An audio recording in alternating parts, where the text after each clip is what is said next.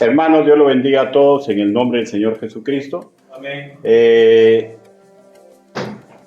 Estamos iniciando el exigente rol varonil en el matrimonio y esta primera exposición es el papel del hombre como esposo. Antes que nada, déjeme poner un precedente, ¿ya? No existe un marido perfecto que nunca falle.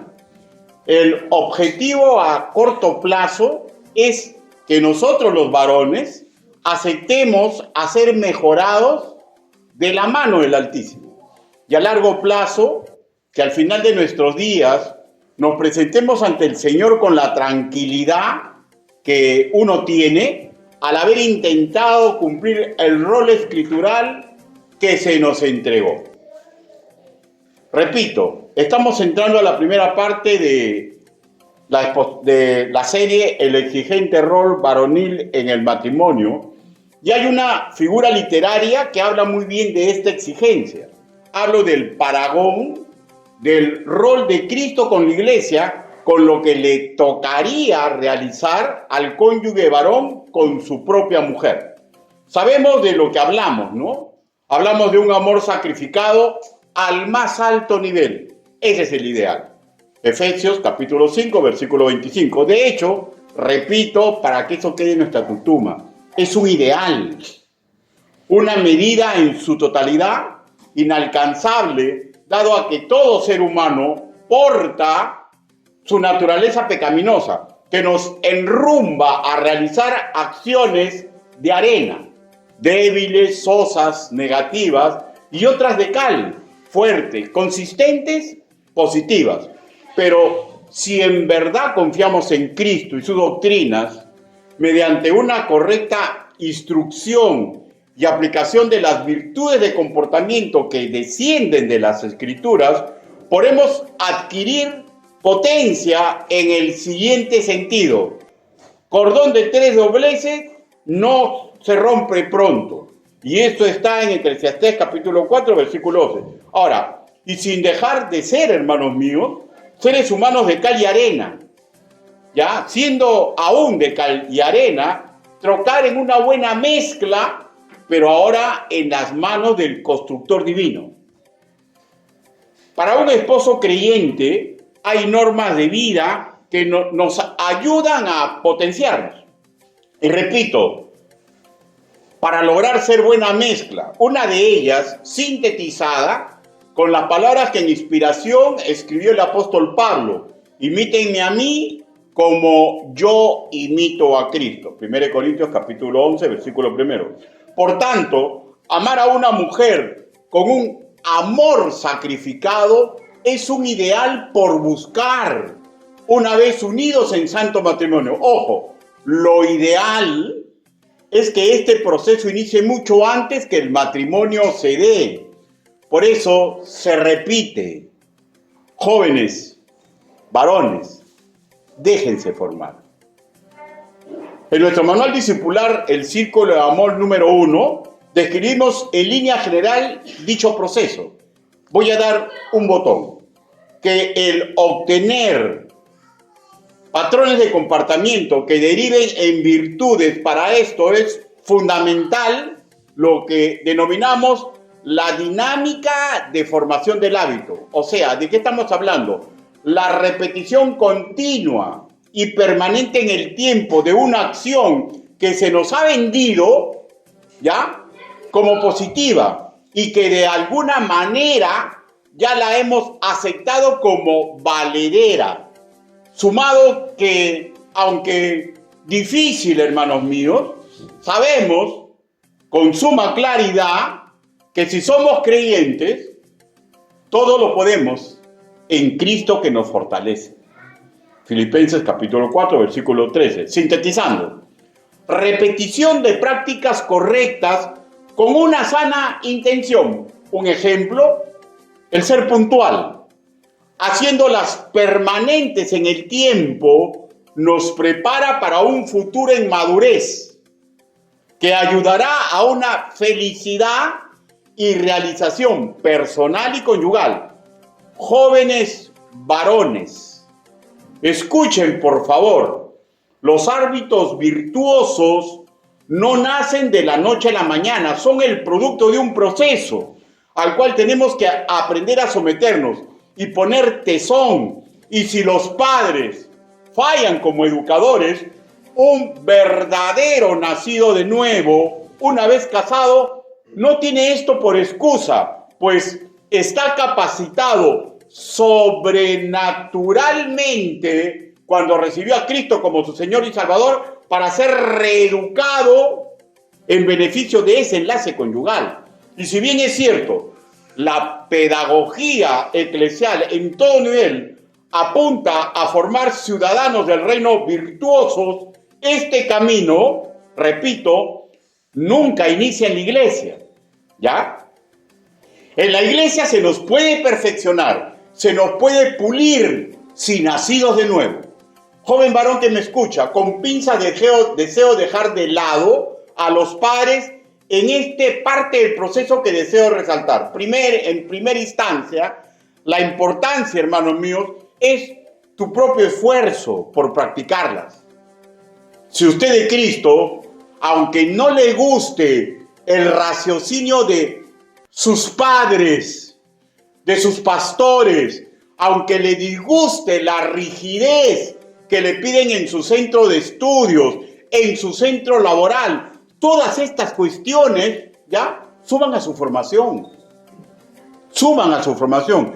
Ya en el futuro se va a dar cuenta de todo esto, ¿ya? El sentido común, o si se sumerge en las escrituras, se va a dar cuenta que todo lo que le ha ocurrido no es casualidad. El Señor nos prepara mucho antes, sino que a veces, imbuidos por la sociología actual, ¿no? Que le dicen, eres libre, no tienes que ponerte pautas de comportamiento, sé libre, no hagas caso, eres joven. Y perdemos la oportunidad que Dios ha creado en la sociedad para que seamos formados. Ya en el futuro, repito, nos daremos cuenta. Diré que cuando nos topemos con un hábito virtuoso por lograr, es claro, nos va a costar lograrlo. Pero inspirados en Colosenses capítulo 3, versículo 23, dice así: y todo lo que hagáis, hacedlo de corazón como para el Señor y no para los hombres. Hermano, si en el trabajo son muy exigentes, vuele su raciocinio, ¿ya? Que el dueño de la empresa es el Señor. Si su padre es muy exigente, o su madre, vuele su mentalidad, que está obedeciendo al Señor. Porque todo lo que hacemos, como para el Señor lo hacemos. En línea general, el Altísimo usa innumerables escenarios de vida: hogar paterno, trabajo secular y eclesial, casa de estudio, para formar a los seres humanos en su visión para un futuro vínculo conyugal. Por una cuestión de tiempo, solamente voy a abocarme a tocar 3 virtudes de comportamiento que deberían ser fundamentales en quien entra en un enlace conyugal, pero ojo, como cabeza de hogar. ¿Ya? Vamos a valernos de la parábola del hijo pródigo, que fue nuestra lectura bíblica, para resaltar virtudes de comportamiento que debería tener todo esposo cristiano. Pero antes de eso, por favor, permítame orar. Inclinen su rostro.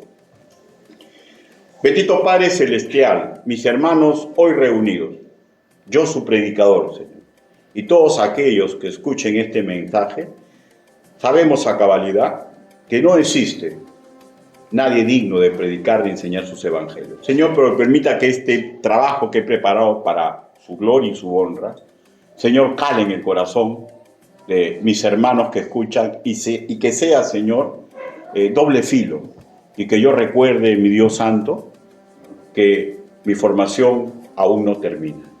Ayúdenos a todos, Señor. Así le pedimos, así le suplicamos, en el nombre del Señor Jesucristo. Amén. Amén. Primer punto: un esposo deberá ser proveedor de su familia. Un esposo deberá ser proveedor de su familia. Lucas capítulo 15, versículo 12. Y el menor de ellos dijo a su padre: Padre, dame la parte que los bienes que me corresponde, y le repartió los bienes. Ahora, Lo que está repartiendo, hermanos míos, es el producto de su trabajo, ¿ya? Vamos a suponer que fue una herencia que le dejó sus padres, o sea, los abuelos, pero desde que está en su propiedad, él lo trabaja para que no se vaya a la hacienda, para que se reproduzca la hacienda, o sea, él está repartiendo el producto de su trabajo. Versículo 17 dice, y volviendo en sí dijo, ¿cuántos jornaleros en casa de mi padre tienen abundancia de pan y yo aquí perezco de hambre? Versículos 22 y 23. Pero el padre dijo a sus siervos, sacad el mejor vestido y vestirle y ponerle un anillo en su mano y calzado en sus pies y traer el becerro gordo y matémoslo y comamos y hagamos fiesta. O sea, es claro, ¿no, hermanos míos? Este hombre, en su función, ya, provee a todos los que habitan en su hacienda. Miren, provee no solamente a su familia de sangre, sino que a todos los que habitan en su hacienda. O sea, estamos ante una figura paterna de un hombre que se desempeña en beneficio de su familia. En sí, lo que yo deseo resaltar de este tópico es su laboriosidad, porque un hacendado, para mantener dicho estatus, tiene que demostrar que es un buen trabajador. Ahora, recordemos que el pueblo judío, desde su educación básica, impulsaba esta virtud entre los jóvenes, haciendo hincapié, ojo, de que la vigilancia paternal no era lo más importante del asunto, ¿ya? Sino que los jóvenes judíos, o sea, israelitas, se convenzan, tengan convicción de que así debería ser sus prácticas. Ahora, leamos este patrón que impulsa las Escrituras. Proverbios, capítulo 16.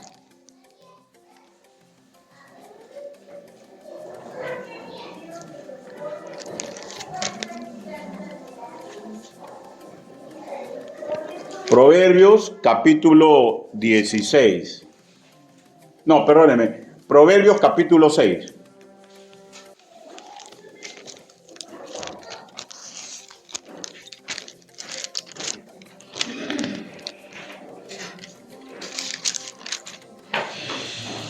Versículo del 6 al 9. Dice, ve a la hormiga, oh perezoso, mira sus caminos y sé sabio, la cual, ojo, no teniendo capitán, ni gobernador, ni señor, prepara en el verano su comida y recoge en el tiempo de la siega su mantenimiento. Versículo 9, perezoso, ¿hasta cuándo has de dormir? ¿Cuándo te levantarás de tu sueño? Ahora, de hecho, ¿no? Este cierre, el último verso, es un llamado a que madure, ¿no? A que madure en ese aspecto primordial. ¿Por qué primordial? Porque, hermanos míos, si nos acostumbramos a ser laboriosos cuando pasa papá, o pasa mamá, o cuando pasa el empleador, hermanos, nos estamos engañando a futuro. Porque de él pasa, deje pasar y otra vez, o sea, tiene que estar la convicción personal que yo debo ser laborioso, porque cuando uno madura de joven en esta circunstancia fundamental, va a ser una bendición para una futura familia, ¿ya? Y también es una bendición para una futura familia que un progenitor en ese hoy, como autoridad y guía familiar, enseña a sus hijos a ser laboriosos, ¿ya? Y en este campo de la educación es magnífico orientar con la palabra de Dios, pero no puede estar disociado del ejemplo de esta virtud de comportamiento. Una chiquita nomás. Viene la esposa y es la fregada, como dicen los jóvenes, ¿no? Y yo estoy ahí con mi hijo y pasa mi esposo y yo me pongo a hacer, y cuando se va, le hago broma a mi hijo y yo, ya pasó, ya deja. No, yo no trabajo por mi esposa. Claro, yo trabajo para ayudarla a ella cuando me corresponde, pero así ella salga del escenario, yo sigo trabajando, porque los hijos absorben cuando hay hipocresía, cuando es conveniente, nada más. Y eso es lo que tenemos que comprender No solamente enseñar la palabra del Señor, sino tenemos que ser un ejemplo digno de imitar. O sea, no estamos entrando a la laboriosidad, pues es un principio de vida, ¿no es cierto? Ahora, magistral esta enseñanza, ¿no?, de responsabilidad personal. La figura literaria de las hormigas que trabajan unidas para toda la colonia. Magistral para todo hijo, ¿no? Magistral para todo hijo, para todo padre, que debe comprender que así debe ser. Hermanos míos, ¿y cómo podemos empujar a los hijos a que tengan responsabilidad? No interesa su edad ya. Hay que aprender a darles cuota de responsabilidad en beneficio de la familia que ellos conforman, o sea, la nuestra, ¿ya? Pues lo que se aprende desde la niñez se suele pegar al alma. Y esta es una máxima educativa judía, ¿no? Proverbios capítulo 22, versículo 6, ¿no? ¿Lo sabemos? Yo sé que la mayoría lo sabe, pero vayamos a las escrituras. Proverbios capítulo 22, versículo 6. Dice la palabra del Señor así: instruye al niño en su camino, y aun cuando fuera viejo, no se apartará de él. ¿Ya? Un ejemplo de un ser humano virtuoso en este aspecto lo encontramos en las Escrituras. Proverbios capítulo 31.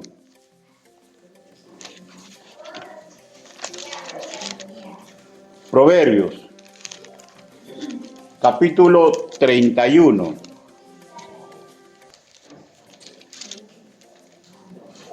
Versículo 27. Dice: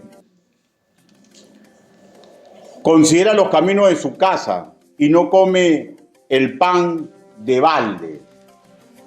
¿Ya? Un creyente que sabe que debe comer y ayudar a otros que sustenta. O sea, cuando dice no come pan de balde, es una... No, ¿ha visto eso dicho? Soy una princesa y mi papá me da todo. ¿No? ¿No? O han visto esas novelas cuando sale... ¿Cuál es la labor del hombre? El hombre me tiene que dar para las uñas, para esto, para este otro. Pero de agarrar algo para hacer en la casa no es camarones. No come el pan en balde, significa que también mete la mano. Y este es un ejemplo claro que los hijos deben apreciar. Que los hijos deben apreciar. Un creyente que sabe que debe comer, pero a su vez ayudar a que otros coman. ¿Ya? Y haciendo eco a lo que versó nuestro hermano Samuel en la vigilia pasada, esto no se da simplemente por ósmosis. Tiene que crearse en nosotros el hábito para que después parezca parte de nuestra naturaleza. Porque por naturaleza pecaminosa, a nadie le gusta esforzarse. Es un hábito. Es una virtud que nace de la repetición continua y constante de virtudes. Segundo punto. Un esposo debería ser honrado e íntegro. Honrado. Lucas, capítulo 15. Regresemos nuevamente. Lucas, capítulo 15. Versículo del 14 al 16. ¿Lo tenemos, hermano? Dice: y cuando todo lo hubo malgastado, vino un gran hambre en aquella provincia y comenzó a faltarle. Versículo 15. Y fue y se arrimó a uno de los ciudadanos de aquella tierra, el cual le envió a su hacienda para que apacentara cerdos. Y deseaba llenar su vientre de las algarrobas que comían los cerdos, pero nadie le daba. Nadie le daba. O sea, el llamado hijo pródigo demuestra la validez de Proverbios capítulo 22, versículo 6. O sea, de niño se le ha enseñado a ser honrado e íntegro, ¿ya? Y verdaderamente es cierto, es necio porque gasta su herencia. Pero esos hábitos adquiridos en su niñez y juventud temprana evitaron que se vuelva un chulo. ¿Saben lo que es un chulo? Es un vividor de mujeres. Y cuando tú estás en bares, en esas cosas, siempre hay una mujer que es deslumbrada por ti y hay hombres que se vuelven chulos, que viven de las mujeres, ¿ya? Y hay otros que se vuelven pasavida. ¿Saben? Son los pasavidas los que chupan gratis, pues, porque son hábiles en divertir a los demás. Oye, cuando chupemos, que debe estar Ricardo porque hace bromas, porque hace trucos. Pasavidas, ¿ya? Y claro, sabemos que lo que él sí era sibarita, ¿no? Él era amante del pisco y la nazca y de las curvas femeninas, pero lo fue con su herencia, con lo que legalmente le pertenecía. O sea, no era estafador, no era vividor, no era chulo, e incluso veía indigno, porque le acabamos de leer, comer de la ración destinada por su empleador a los chanchos. O sea, lo veía, está claro, como que esto es un acto de robar. Y de hecho, todo esto lo aprendió en su casa. Honor al padre y a la madre que con su ejemplo moldee así a sus hijos. Y cuando la escasez económica desató tormenta en su vida cotidiana, demostró madera moral. ¿Por qué? Porque buscó un trabajo honrado. O sea, no intentó buscar, porque de hecho que hay una otra moza que le echa ojo y lo podía hacer. De hecho que tenía amigos sibaritas y podía hacer muchas cosas. Porque ustedes saben que así como se aprenden las virtudes, es más fácil aprenderlo de mérito de comportamiento. Pero no, demostró su catadura moral, pese a que era un necio de primera, porque buscó un trabajo honrado. Y aquí otra vez vemos una máxima educativa israelita, en la cual empujaban a sus chicos desde chicos, no solamente con la palabra, sino con el ejemplo de vida. Deuteronomio, capítulo 6. Versículo del 7 al 8, al 9, dice la palabra del Señor. ¿Lo tenemos, hermanos? Y la repetirás a tus hijos, ¿ya? O sea, de hecho, toda la enseñanza escritural que ellos habían almacenado, ¿no? Y la repetirás a tus hijos y hablarás de ellas estando en tu casa y andando por el camino y al acostarte y cuando te levantes. Y las atarás como una señal en tu mano y estarán como frontales en tus ojos. Y las escribirás en los postes de tu casa y en las puertas. O sea, un esfuerzo de los padres. Dios les entrega mandatos, Dios les entrega la sabiduría, pero ya depende del padre ponerlo en obra. En honor a la verdad, ser trabajador, ser proveedor, ser honrado e íntegro son magníficas cualidades y he tomado la praxis israelita porque es lo que toca. Sin embargo, escuchen mujeres solteras. Sin embargo, ¿ya? No forzosamente hay que ser cultor de las escrituras para manifestar estas 4 virtudes de comportamiento. Así que se pueden ustedes engañar. O sea, pueden estar detrás de un buen partido. La historia de las civilizaciones nos hablan de educadores y legisladores que usando su conciencia, su sentido común, lo que denominamos bíblicamente la lámpara de Jehová, Proverbios capítulo 20, versículo 27, nos han bendecido pedagógicamente en estos aspectos y mucho más. Hay, por ejemplo, el código de Hammurabi. Hay, por ejemplo, el código moral más adelantado de América, de procedencia quechua, ¿no? Amazúa, Amayuya, Amaqueya. Hay, por ejemplo, el manual de Carreño, educador venezolano de lo mejor, que educó moral y urbanísticamente a mi generación. De lo mejor, ¿ya?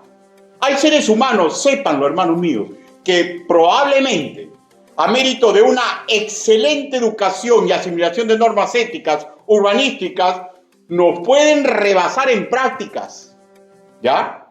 Hay excelentes manuales humanísticos en ética y buenas costumbres. La asimilación correcta de todo esto produce, de hecho, si también hay un esfuerzo de ese joven, jóvenes educados, jóvenes considerados, jóvenes éticos, pero todo esto para nada asegura un esposo de acuerdo al corazón de Dios, pero sí materia prima para la tercera característica. El siguiente punto que veremos, adelanto, y para este punto forzosamente se requiere ayuda directa del Altísimo. Mujeres solteras, no se casen. Cónyuge desigual. Tercera virtud. Un esposo debería ser cabeza del hogar en amor. No digo en perfección, ¿eh? Porque el único que tiene amor perfecto es Dios. Un esposo debería ser cabeza del hogar en amor. Efesios capítulo 5, versículo 25. Efesios.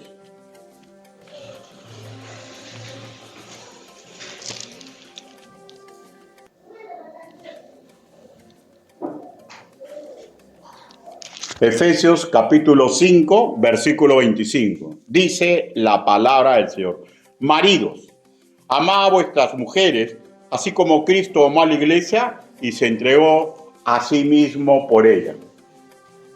Hermanos, aquí imprescindible calza un límite escritural. ¿Ya? No acepte un hombre como pareja sentimental si no es creyente. Porque este es un mandado tajante. No os unáis en yugo desigual con los incrédulos. Segunda de Corintios capítulo 6, versículo 14. No se deje engañar por un buen partido, si usted es creyente. Porque yo le aseguro, le firmo un certificado, va a llorar sangre. Ya casado, va a llorar sangre. ¿Ya? Ahora, lógicamente, ¿no? Si usted se reunió con un varón siendo usted incrédula y él incrédulo, ya pues a luchar, pues, ¿no? Pero esta es educación preventiva. Pero si ya nos casamos, si R con R guitarra, R con R cajón, pese a las recomendaciones de los padres, pese a las recomendaciones de los pastores, pese a que sabe las escrituras, pero sabe todo, se casa, bueno, esperemos la misericordia de Dios al 100%. Al 100%. Pero igualito, las escrituras dice lo que Dios unió, o sea, parafraseando, no se atreva un ser humano a romperlo. Y eso es un mandato para nosotros, ¿no es cierto? ¿Por qué, hermanas mías, les digo esto?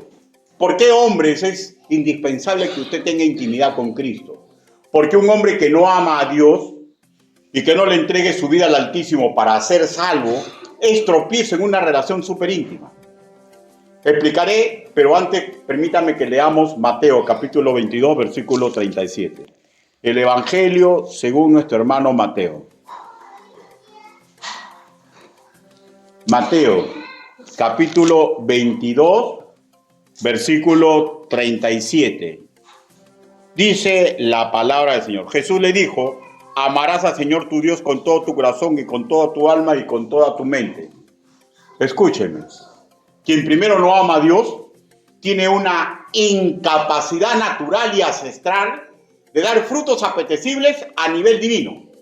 ¿Ya? O sea, puede ser buen partido, pero lo que no nace no crece. Y en él tiene que haber nacido, a la nueva vida. Ahora, leamos Mateo capítulo 22, versículo 39. Dice: y el segundo es semejante: amarás a tu prójimo como a ti mismo. Llevemos esta lógica al campo varonil, ¿ya? Que el Altísimo demanda para un cónyuge creyente, hombre o mujer, que no es alumbrado directamente por Dios con su amor salvador y edificador, tendrá lumbre, sí, pero demasiado tenue, ¿ya? Para alumbrar a su pareja conyugal, ¿ya? Como Dios quiere que la alumbre. Sí puede amar, pero a su manera. Se puede sacrificar, pero a su manera. Pues, si no de Cristo, nunca podrá ponerse en los zapatos del Señor Jesús. Pues en el fondo, él mismo no se ama. Porque un hombre que no busca a Dios, no se ama. Así de simple, tajante. Él mismo no se ama. ¿Cómo va a poder amar a un prójimo? ¿Ya? La va a amar a su manera. Se va a sacrificar a su manera. Hombres, si verdaderamente ustedes creen sentimentalmente amar a una mujer, pues primero tiene que demostrar que ama a Cristo. Y no para que lo vean, sino para crear esa costumbre. Porque la costumbre cría hábito. Y si ya hay hijo del Altísimo, que está preparado sobrenaturalmente para estas cosas, pero rechaza la metodología divina para crecer en amor, en imagen a su Señor, hará sufrir más de la cuenta a la persona que ama, pero vuelvo a repetir, que ama pero de acuerdo a su forma de amar. Creyentes nacidos de nuevo. Escúcheme, ninguno de nosotros calza exactamente la sandalia de Jesús, pero es el papel que se nos pide. Solo Jesús libre de pecado, en cualquier versión, nosotros no. Nuestro fortalecimiento para dar la talla es un proceso de toda la vida. De toda la vida. No podemos confiarnos como se confió el hermano en Cristo que dio su testimonio. No podemos confiarnos. No podemos descuidarnos. Cuando se nos escribe que las amemos, se usa el término griego agapao, escrito en presente activo, que implica las estemos amando. Acción continua, repetida y en desarrollo. Algo que se aprende todos los días. El amor se aprende todos los días. Pero el mismo término cuando se aplica a Jesús, amó y ama a la iglesia, cambia la dimensión. Aunque el verso en el griego koine es el mismo agapao, aquí está en aoristo activo, por tanto, presenta una acción puntual, global, un evento instantáneo. Y el único que ama a perfección es Dios. Creo que todos comprendemos, ¿no? Que Jesús nunca necesitó aprender a amar. Y su forma de amar no varía, no decae, no se contamina. La nuestra sí. Puede decaer, incluso puede envilecerse. Todos nosotros necesitamos urgentemente robustecer nuestra fe en las dos vertientes, doctrina y confianza en el Altísimo. Doctrina y confianza en el Altísimo. Doctrina, la forma correcta de hacer, ¿ya? Y confianza en el Altísimo, la fe de lo que se espera. Romanos, capítulo 10, versículo 17. Romanos, capítulo 10, versículo 17. Así que la fe es por el oír y el oír por la palabra del Señor. ¿Cómo se mantiene la fe? ¿Cómo se fortalece? ¿Cómo nos fortalecemos nosotros? Siempre va a ser lo mismo. La palabra de Dios, marcando el inicio de un proceso educativo. ¿Ya? Usted puede ser todos los salvos que tenga, sea. Yo puedo ser todo el pastor que sea. ¿Ya? Yo puedo haber luchado por la gloria de mi Señor, pero el día que yo pare groseramente de luchar, me va a ocurrir lo que le ocurrió a David. Hermanos, la formación del creyente es toda la vida. Es toda la vida. Todos los días tenemos que amar a Dios. En nuestra debilidad, en nuestras virtudes. No se engañe cuando tiene virtudes. Yo me siento bacán cuando estoy preparando una prédica o un trabajo, un discipulado. ¡Ay! Digo, qué bonito me está saliendo. Y ahí es cuando me doy cuenta. ¡Pum! Paro. Señor, todo lo que tengo es porque tú me lo has dado. Toda esta capacidad es tuya, Señor. No permitas que yo me enorgullezca por esto. Porque tú ahorita me puedes volver un burro. Perdóname, Padre. Y recién sigo andando. Porque, hermanos míos, todo lo que yo tengo es de Dios. Y tengo que comprender esto cada día de mi vida. Cada día de mi vida. ¿Perfecto? Ninguno. Seguidores de Cristo es lo que debe mandar en nuestro corazón. Todos nosotros necesitamos urgentemente fortalecernos. ¿Cómo seguimos en la ruta del vínculo del amor? Mis ovejas oyen mi voz, yo las conozco, y me siguen.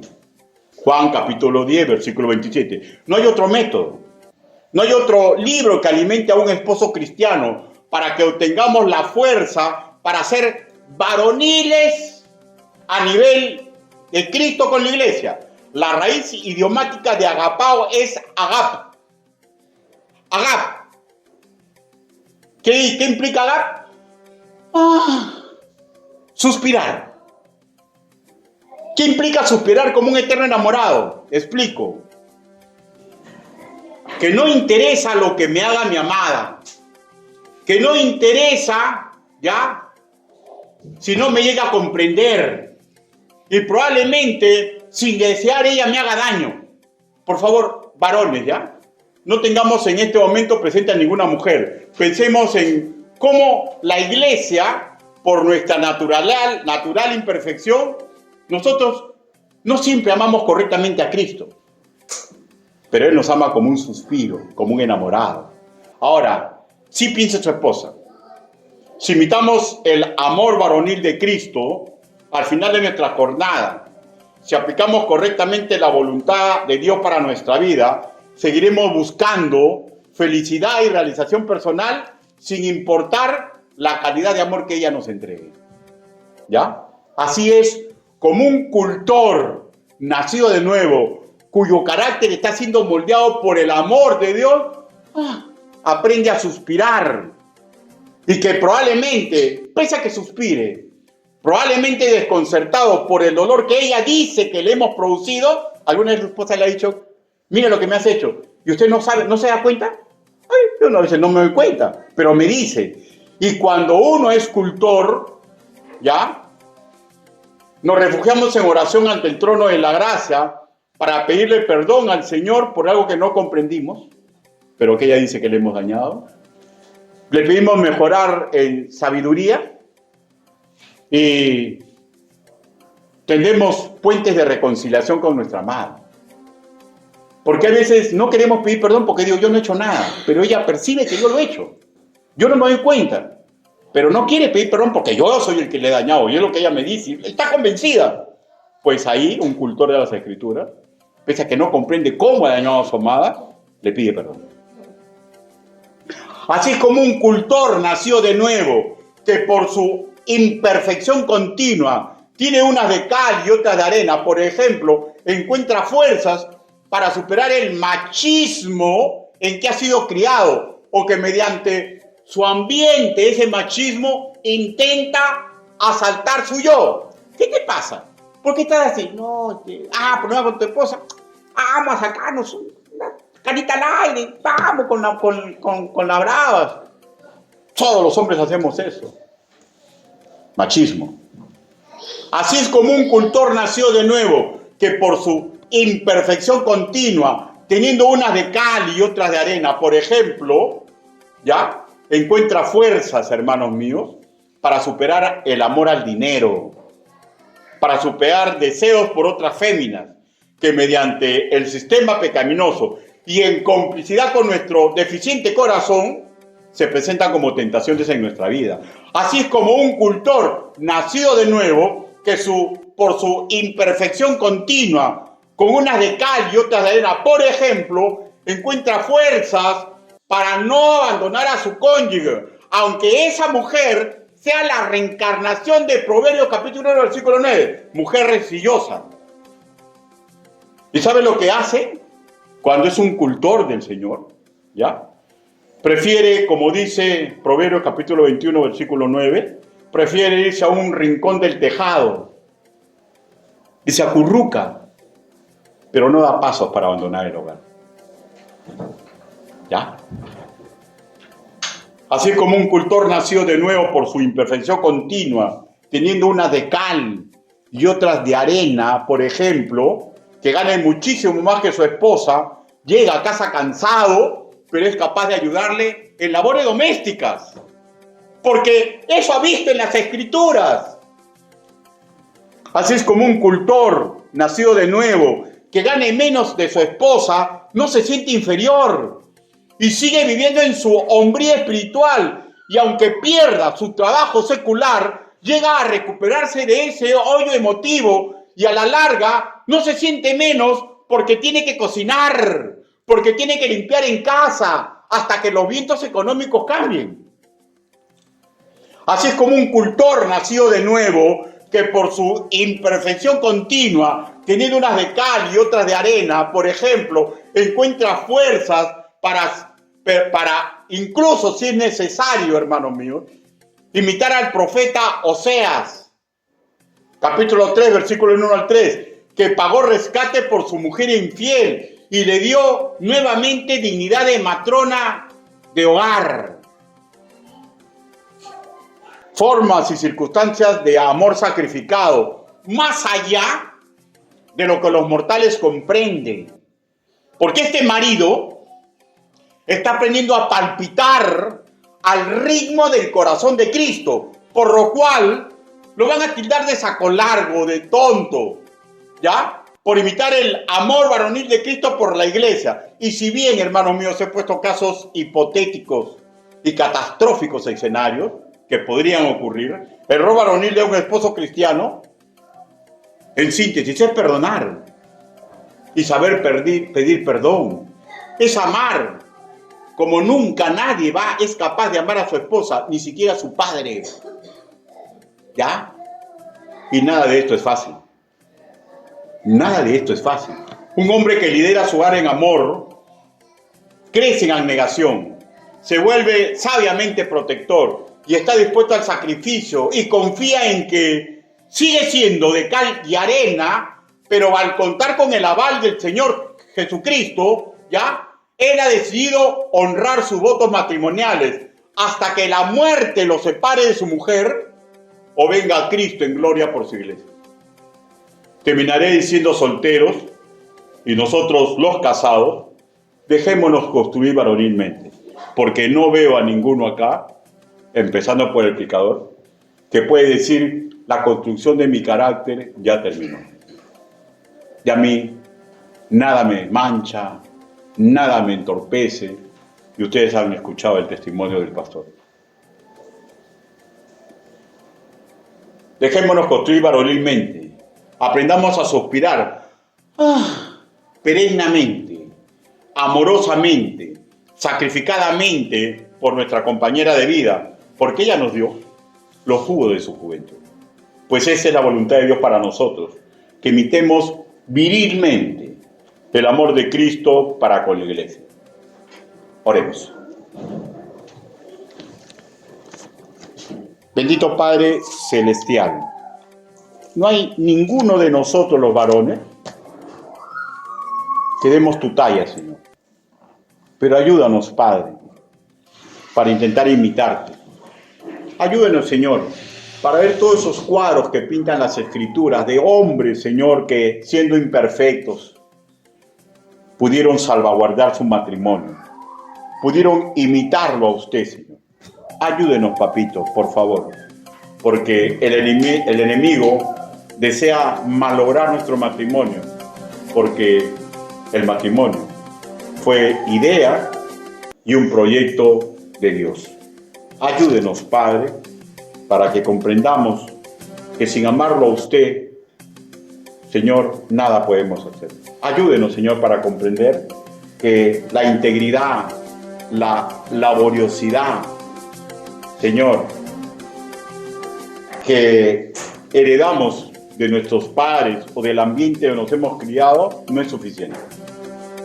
Tenemos que aprenderlo a amar a usted para que esas virtudes crezcan más, Señor. Y para que nuestros defectos, sabemos que no van a terminar, Señor, pero que maravillosamente se atengan. Así le pedimos, así le suplicamos, en el nombre del Señor Jesucristo. Amén. Dios lo bendiga.